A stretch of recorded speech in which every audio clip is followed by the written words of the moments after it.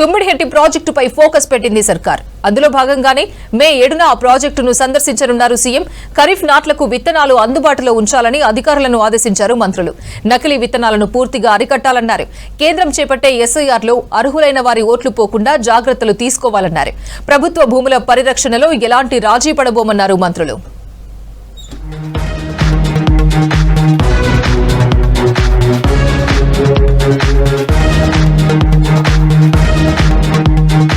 తుమ్మిడిహెట్టిపై CM Revanth Reddy సర్కార్ speed పెంచింది. మే 7న తుమ్మిడిహెట్టికి CM Revanth Reddy వెళ్తున్నారు. 150 మీటర్ల ఎత్తుతో తుమ్మిడిహెట్టి నిర్మించాలని ఇప్పటికే సర్కార్ నిర్ణయం తీసుకుంది. గ్రావిటీతో ఎల్లంపల్లికి 100 టీఎంసీలు తరలించేలా ప్లాన్ చేసింది. ఎత్తుపై మహారాష్ట్రను ఒప్పించాలని ప్రభుత్వం నిర్ణయం తీసుకుంది.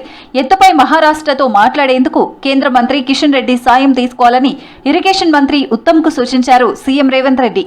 గతంలో 148 మీటర్లకు అంగీకరించింది మహారాష్ట్ర సర్కార్. 150 మీటర్లకు ఎలాంటి ముప్పు ఉండదంటోంది తెలంగాణ సర్కార్. ముంపు ప్రభావం ఉంటే బాధితులకు పరిహారం ఇస్తామని మహారాష్ట్ర సర్కార్కు తెలంగాణ ప్రభుత్వం హామీ ఇస్తోంది.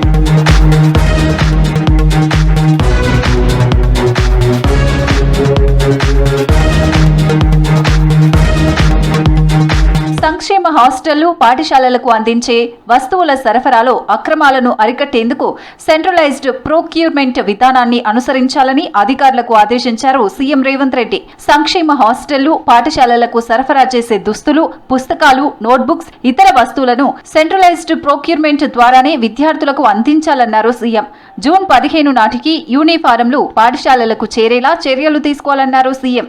సంక్షేమ శాఖపై ఉన్నతాధికారులతో ముఖ్యమంత్రి రేవంత్ రెడ్డి సమీక్ష నిర్వహించారు.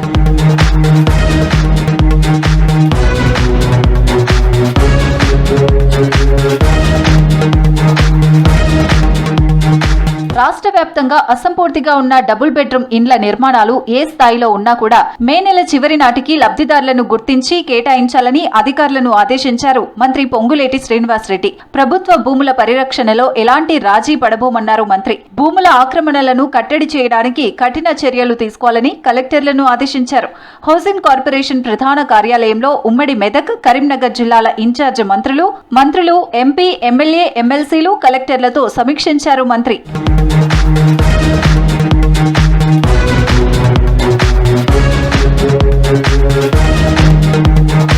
రాష్ట్రంలో కంపెనీల వారీగా అందుబాటులో ఉన్న విత్తనాల లభ్యతపై రివ్యూ చేశారు మంత్రి తుమ్మల నాగేశ్వరరావు. ఖరీఫ్ సాగు నాట్ల సమయానికి రైతులకు కావాల్సిన విత్తనాలు అందుబాటులో ఉంచాలని అధికారులను ఆదేశించారు. నకిలీ విత్తనాలను అరికట్టడానికి పోలీసు శాఖతో సమన్వయం చేసుకోవాలని సూచించారు మంత్రి. సెక్రటేరియట్లో సీడ్ కంపెనీ ప్రతినిధులు, వ్యవసాయ శాఖతో పాటు సీడ్ డెవలప్మెంట్ కార్పొరేషన్ అధికారులతో మంత్రి తుమ్మల సమీక్షా సమావేశం నిర్వహించారు.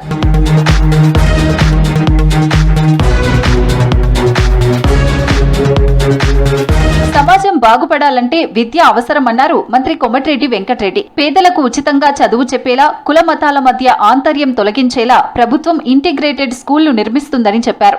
నల్గొండ జిల్లా కొండమల్లేపల్లి మండలంలో శాసన మండలి చైర్మన్ గుత్తా సుఖేందర్ తో కలిసి 200 కోట్లతో యంగ్ ఇండియా స్కూల్ నిర్మాణానికి భూమి పూజ చేశారు మంత్రి. మా దగ్గర ప్రైవేట్ హాస్టల్స్ కానీ కొన్ని గవర్నమెంట్ కిరాయి బిల్డింగ్లు ఉన్నాయి. దేవరకొండ ముఖ్యం.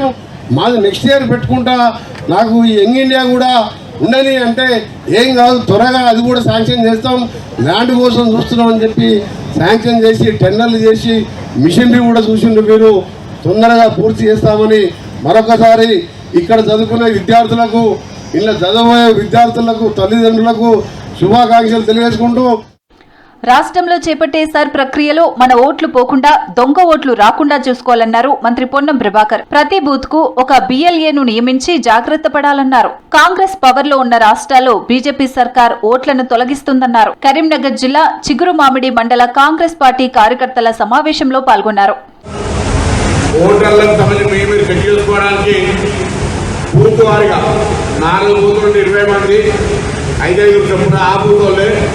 ఒక్క బూత్ ఉంటే 5 మంది, 2 బూతులు ఉంటే బూత్కి 5 చొప్పున 10 మంది. మీ ఊర్లో ఉత్సాహంగా ఉండేటువంటి వాళ్ళ పేర్లు ఇవ్వండి. దీనివల్ల దొంగ ఓట్లు నమోదు కాకుండా మన ఓట్లను తొలగించకుండా ఉండే విధంగా మరి కార్యాచరణ తీసుకుందాం. కాంగ్రెస్ ప్రజాపాలనలో అర్హులైన ప్రతి ఒక్కరికి సంక్షేమ పథకాలు అందిస్తున్నామన్నారు మంత్రులు. కానీ బీజేపీ, బీఆర్ఎస్ నేతలు ఓర్వలేకనే తమ ప్రభుత్వంపై విమర్శలు చేస్తున్నారన్నారు మంత్రులు.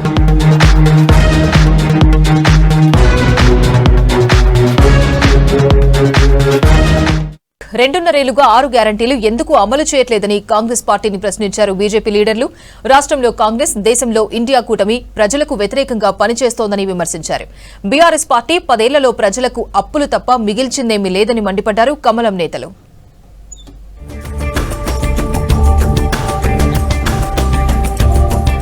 రాష్ట్రంలో యాసంగి ధాన్యం కొనుగోలులో సర్కార్ నిర్లక్ష్యంగా ఉందన్నారు BJP state chief Ramachandra Rao.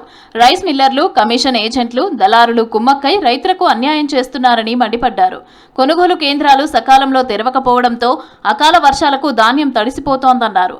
Yadadri Bhuvanagiri జిల్లా హనుమాపురం ఐకేపీ సెంటర్లో వడ్ల కుప్పలను పరిశీలించారు.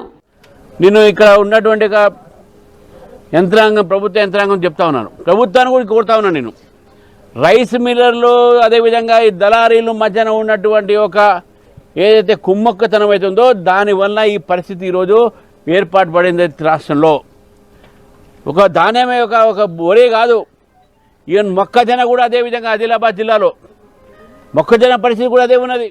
కేంద్ర ప్రభుత్వ సంక్షేమ పథకాలను కాంగ్రెస్ వ్యతిరేకించడంతో పాటు విష ప్రచారం చేస్తుందని మండిపడ్డారు కేంద్ర మంత్రి కిషన్ రెడ్డి. డీలిమిటేషన్ బిల్లులను అడ్డుకొని కేంద్రాన్ని ఓడించామని కాంగ్రెస్ అనుకుంటుందన్నారు. కానీ ఇండియా కూటమి కోట్ల మంది మహిళల లక్ష్యాలను ఓడించారని చెప్పారు కిషన్ రెడ్డి.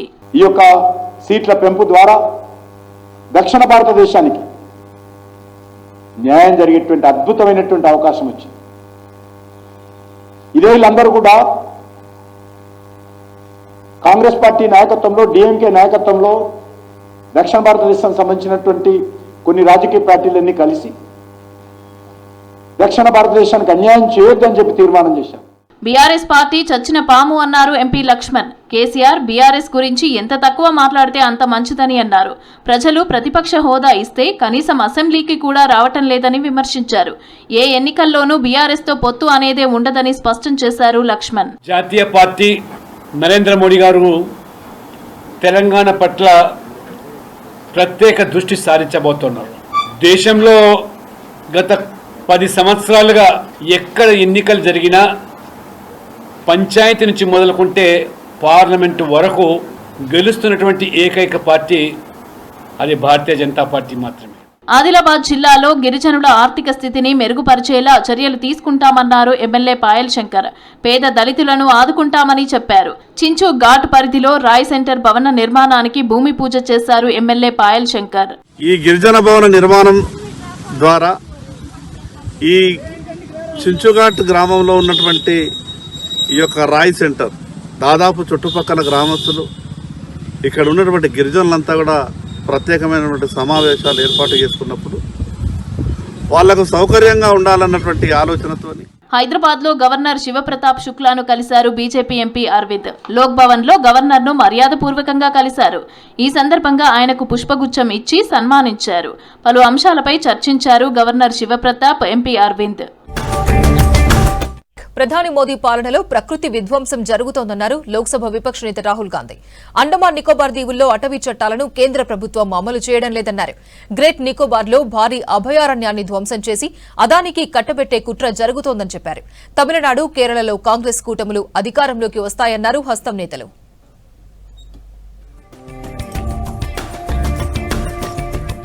అండమాన్ నికోబార్ దీవుల్లో అటవీ హక్కుల చట్టాన్ని ప్రధాని మోదీ సర్కార్ నిర్వీర్యం చేస్తోందన్నారు ఎల్ఓపీ రాహుల్ గాంధీ. గ్రేట్ నికోబార్ లాంటి దీవుల్లో స్థానిక ప్రజలను సంప్రదించకుండా అటవీ భూములను నాశనం చేస్తున్నారని విమర్శించారు. ఆ భూములను అదానీ లాంటి బడా వ్యాపారవేత్తకు అప్పగించే కుట్ర జరుగుతోందని ఫైర్ అయ్యారు. అటవీ హక్కుల చట్టాన్ని అమలు చేయడం లేదని, స్థానిక ప్రజలకు, గిరిజనులకు సరైన నష్టపరిహారం అందడం లేదన్నారు Rahul. Are going to be cut with total disregard for the people who live here, with total disregard for the damage this is going to do to India's ecology. It's amazing that 160 square kilometers of this forest are being chopped up so that one businessman, Mr. Adani, can fulfill his fantasies. Great నికోబార్లో అత్యంత అసాధారణమైన అడవులు ఉన్నాయని చెప్పారు రాహుల్. తరతరాల నుంచి ఉన్న పురాతన వృక్షాలను కేంద్ర ప్రభుత్వం ప్రాజెక్ట్ అనే పేరుతో నరికేసేందుకు సిద్ధమైందన్నారు. సుమారు 160 చదరపు కిలోమీటర్ల అరణ్యం, లక్షలాది చెట్లను తొలగించేందుకు కుట్రలు జరుగుతున్నాయని ఆవేదన వ్యక్తం చేశారు. అభివృద్ధి అనే ముసుగులో విధ్వంసం చేస్తే చూస్తూ ఊరుకోమని హెచ్చరించారు. గ్రేట్ నికోబార్లో దేశ సహజ గిరిజన వారసత్వానికి వ్యతిరేకంగా అత్యంత ఘోరమైన నేరాలు జరుగుతున్నాయన్నారు.